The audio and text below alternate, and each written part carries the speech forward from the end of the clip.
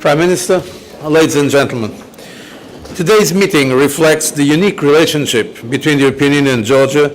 It concludes an unprecedented series of meetings which started last week with the visits of the governments of Ukraine and of the Republic of Moldova.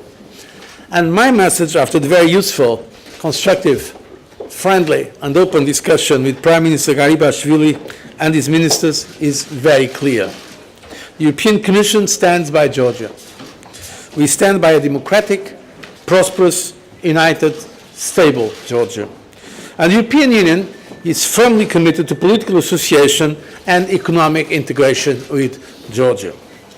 The signature of our association agreement and the related deep and comprehensive free trade area in about a month will be a landmark in the European Union-Georgia bilateral relation. The association agreement is an investment in the future which will bring real benefits to all parts of the Georgian society.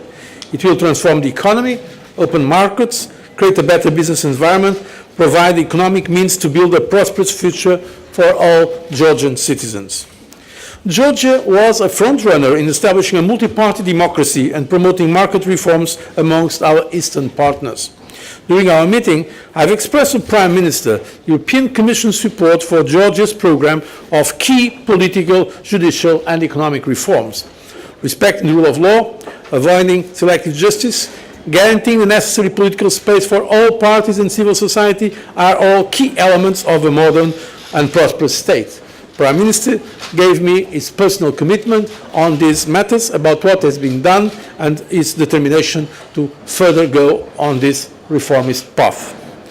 On Georgia's path towards reform, the European Union support has been and will continue to be available. The European Union is in fact the single most important provider of assistance. Between 2007 and 2013, European assistance to Georgia amounted to over 450 million euros, and we are currently finalizing our assistance priorities for 2014-2017. Let me in particular mention the 30 million euros package of support announced by the European Commission earlier this month, a package to help modernize public institutions linked to the implementation of the association agreement. Another expression of European Union support is the financing agreement the Prime Minister and I just signed, worth 19 million euros. It will aim at achieve better governance of Georgia's main institutions, improved business and investment climate and economic development. In our discussions today, the European Commission has reaffirmed its support for Georgia's territorial integrity and the European Union's continued commitment to stabilization and conflict resolution efforts in Georgia. We have also addressed the general situation in the region, with particular reference to Ukraine, the key presidential elections on the 25th of May. Free and fair presidential elections in Ukraine on the 25th of May are of great importance for the stabilization of Ukraine and also for the stability in the region. We expect that everyone will respect those elections. Prime Minister, thank you again for a very useful, constructive meeting. We will be seeing each other in the next weeks. I will be visiting Georgia in June, responding to a very kind invitation of the Prime Minister. I will not only meet the authorities, but also I will participate in our first investment conference. This event will focus on business and investment in Georgia, and an area where our association agreement is expected to bring biggest long-term economic benefits. And so it's important for the business community in Georgia, for the business community of Europe, and also for other business that are interested in the very interesting possibilities of growth of Georgia in the future. I hope to see you shortly afterwards, after my visit to Georgia, in the June European Council for the final signature of the association agreement to seal that Georgia-European path, because we believe in the European perspective of your country. Prime Minister, you have the floor. Thank you very much indeed, Mr. President. I would like to thank you again and your Commission, colleagues, for the warm welcome and a very productive meeting. Today's unprecedented executive-to-executive dialogue was yet another sign of the outstanding quality of our relationship. We very much appreciate the strong support of the European Union and its continuous commitment to enhance our cooperation in all domains. Next month, on June 27, we will sign the EU-Georgia Association Agreement, and this agreement will bring our relations to a qualitatively new level. In brief, it is a master plan for Georgia's Europeanization, which will bring many opportunities and benefits for Georgia. Today, we endorse the association agenda as a set of jointly agreed priorities for the period 2014-2016, and that will help prepare Georgia for the successful implementation of the association agreement and the DCFTA. And as the President of the European Council, Mr. Rompuy, said last week in Tbilisi, the association agreement is not the final goal of our cooperation, and this is very important for us. In our talks today, we covered a broad agenda. I told President Barroso that my government is strongly committed to further strengthen democracy, human rights and the rule of law, including the independence of the judiciary. Our team was able to brief the Commission on the progress we have made in our reform agenda and the problems we face. We highlighted the importance of increased sectoral cooperation, focusing on such priority areas as energy security, transport, agriculture, education, and research. We noted the importance of close cooperation on energy issues, especially the Southern Gas Corridor and other energy transit infrastructures, directly linking the Caspian region with the European Union. Significant progress was achieved at the first round of negotiations on Georgian accession to the energy community, and we hope to finalize this process in the near future. Today, we also acknowledge the special importance of increased people-to-people contacts, which will bring our citizens closer to each other.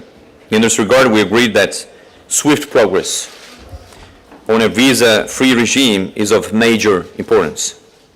Georgia has demonstrated steady progress in implementing the Visa Liberalization Action Plan and is committed to finalizing the necessary reforms in the coming months. We also welcome the European Union's intention to step up its financial assistance to Georgia in line with the Eastern Partnership more for more principle. We also discussed with Mr. President the worrying security situation in Ukraine and agreed that the upcoming elections will be of crucial importance in efforts to restore stability and unity in the country. We highly value the European Union's unwavering support for Georgia's territorial integrity and within its internationally recognized borders, and the role of the EU plays through political statements, the function of the EU monitoring mission on the ground, and the EU Special Representative and EU involvement in the Geneva discussions. We thank you for this. Georgia also takes its international obligations seriously. Apart from our significant contribution in Afghanistan, we wish to assist the European Union in its conflict prevention missions beyond Europe's borders. We have decided to participate in the EU-led operations in the Central African Republic. And to sum up, we are highly committed to ensuring the successful implementation of the association agreement and building a common future of Georgia with the European Union. President Barroso, thank you so much for today's most fruitful discussions, and I very much look forward to meeting you in Tbilisi next month for the EU-Georgia International Investment Conference. Thank you very much again. Broadcaster, Mr. President, when you're talking about Eastern Partnership, always you mention that these agreements are not directed against Russia. But we all know that the European perspective of these countries is a matter of concern of Russian Federation. So my question is how you are going to defend countries which have European ambitions. Secretary General 2 days ago said that Russia will increase pressure on these countries. So how do you evaluate the situation and what is your position about it? And second question, we know that you sent letter to Vladimir Putin about gas issues. We want to know details about it. Thank you. And excuse me, ბატონო პრემიერო, იქ ქართულ ენაზე ამ საფრთხებთან დაკავშირებით თქვენს გაგვცეთ პასუხი. Thank you.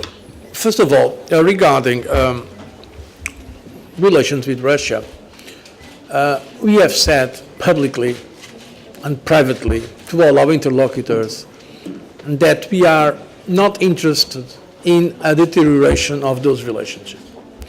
At the same time, we expect Russia to respect the international law.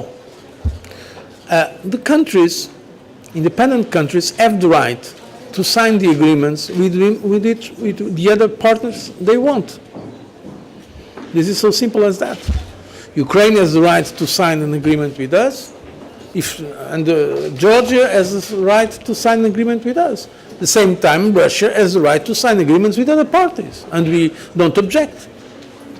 This is very important to understand that, at least in the 21st century, we should no longer go for the logic of confrontation, of Cold War, of spheres of influence, to respect the sovereign right of all the countries of the world, countries that are independent countries recognized by each other, by the way, recognized by the United Nations, full members of the United Nations. And this is what we expect, so from all partners to respect. And that has been our consistent position in the dialogue with the Russian authorities. I can tell that before the recent events in Ukraine, in a visit that President Putin made here to Brussels, myself and the President of the European Council, we have explicitly said to President Putin that we will expect him not to disturb the negotiations and the agreements that we were preparing with Georgia. He has promised that he will not do that. That's what he said to us. So we expect the Russian authorities to fully respect the sovereign right of Georgia to conclude an agreement with the European Union and the European Union member states, an association agreement, and DCFTA. And that agreement is going to be signed next June in the margins of the European Council.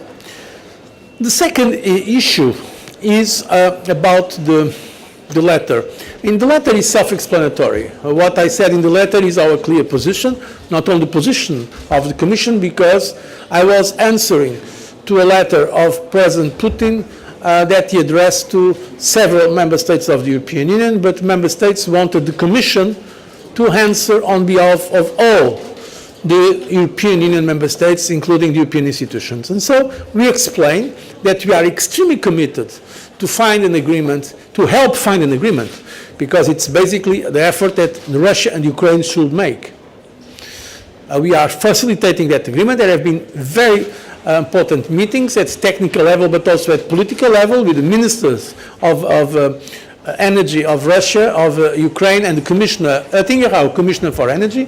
We are doing everything we can to achieve that, because we believe it is important for the countries concerned. It is very important for the credibility of Russia as a supplier of energy and for Ukraine as a transit country.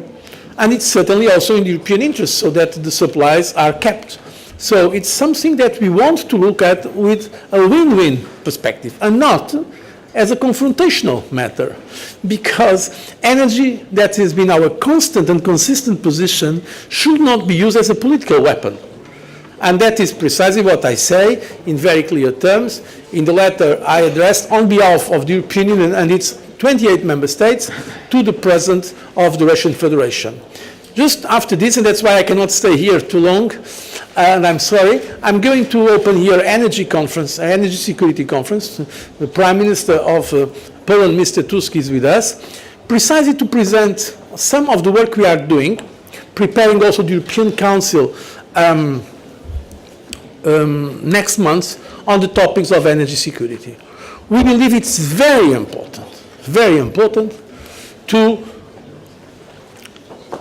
be sure about energy supply and energy transit. That's why, by the way, I want to welcome the willingness of Georgia to join the energy community. We believe it's important that those principles are respected. We understand that there are some specificities.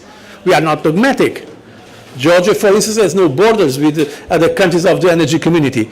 But the principles of not politicizing energy, to let the market work, to respect, in fact, the rules of fairness in this important economy sector are very important. And these are the principles we stand by.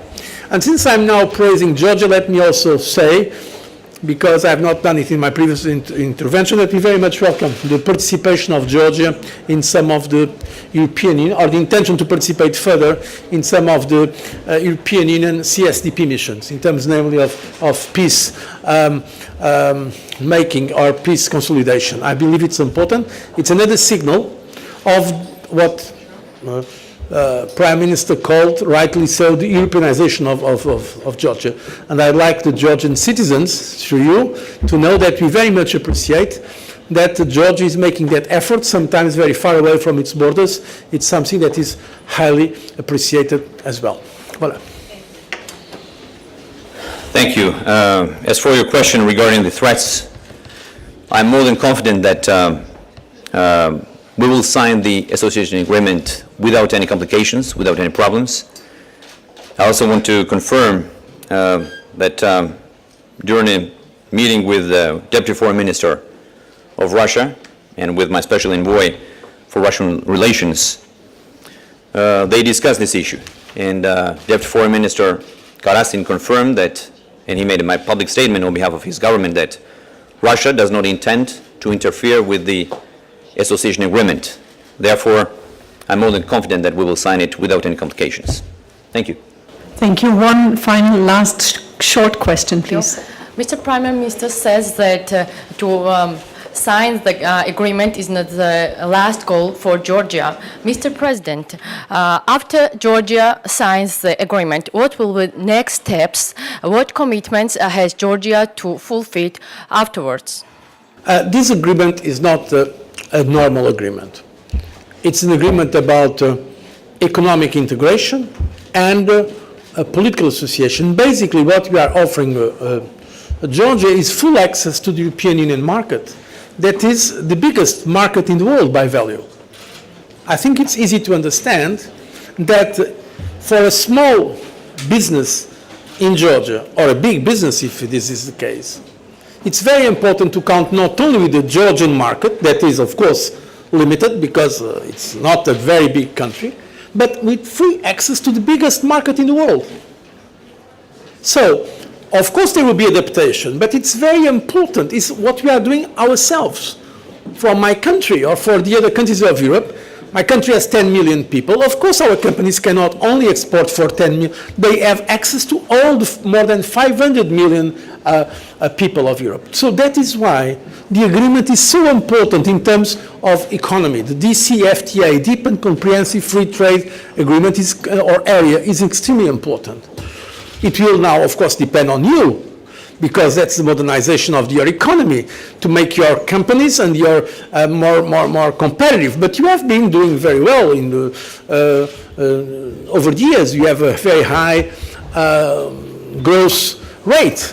In fact, if there are no political accidents, if there are no regional conflicts, I'm sure Georgia will be able not only to keep, but even probably to further improve its economic situation, because precisely this agreement, and that's another point, gives international investors, not only European ones, but certainly European ones, guarantees that their investments are safe, that the Georgian authorities will respect the principles of the rule of law, and so on and so forth. So it's a very important agreement. That is not just a traditional diplomatic agreement. But politically, it's also the association agreement. And what does it mean, association? It means that we are together, that we are hand by hand. We cannot offer, neither Georgia can now accede to the European Union. This is not possible, but we will be as close as possible. Now, the future is the future that has to decide. I don't think we should prejudge on the future.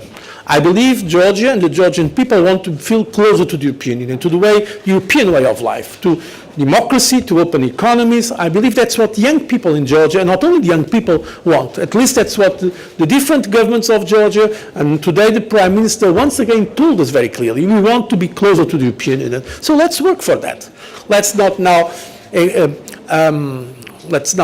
commit to a specific dates or to specific goals, but let's offer our Georgian friends, as I've just said in my introductory remarks, a European perspective for Georgia. Certainly, this agreement is not going to be the last agreement or the last, let's say, post in our relations. It is very important. It keeps the future open, and that depends afterwards, of course, on the reforms and the progress that you are going to do, and also on the evolution of the European Union, because, as you know, the European Union has been through a very important transformation. Just to give an idea, now I'm completing my 10 years of mandate. 10 years ago, European Union had 15 members. Now it almost doubled. It's 28. Can you imagine?